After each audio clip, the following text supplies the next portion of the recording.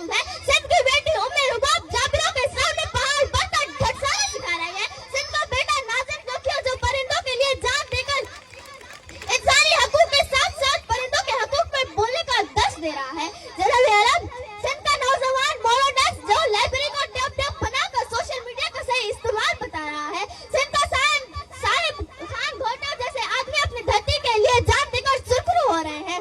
जनाब आलम, सिंध के कृष्णा कुमारी जो मुसलमानों की ईद के दिन में शामिल होकर और हो रही है, और सिंध का बेटा मोहम्मद हसन जो हिंदुओं के साथ होली मना के मजहबी हिंदुओं के साथ होली मना के इंसानियत को तरजीह दे रहे हैं और दुनिया को बता रहे हैं कि सिंध सूफियों की धरती है और सिंध मोहब्बत से आजू है। जनाब आलम,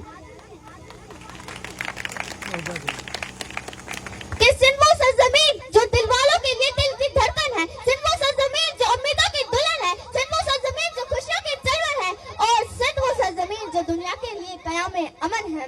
सिंध की सीन में सादगी और मासूमियत है, सिंध की दाल में दोस्ती और अहद वफा है, सिंध की है में हिम्मत और हौसले की अजीम मिसालें हैं। कि यही वो सिंध जो हमारी जान, हमारी शान है, हमारी आन है, हमारी जान है, हमारी पहचान है और दारे हकीकत फख्रे पाकिस्तान है।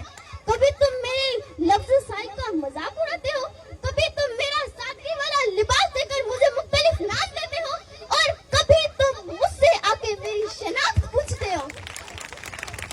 तो आओ सुनो, सुनने का दावा करने वालों, एक बार नहीं 1000 बार सुनो। मैं शाह लतीफ की जिंदड़ी हूँ और राही तलब कराही हूँ।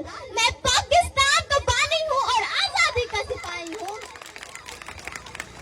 है कौन जो ये फरियाद करे, रब आलम सब आबाद करे। मैं बाग में गुल हूँ, बुलबुल हूँ,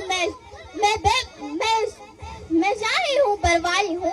धरती की मोहब्बत में अक्सर रज़ा से गुजरता रहता हूँ। मैं सूर्य बादशाह होश मोहम्मद दो बाबर बाई हूँ। जनाब सदर, मेहरबान।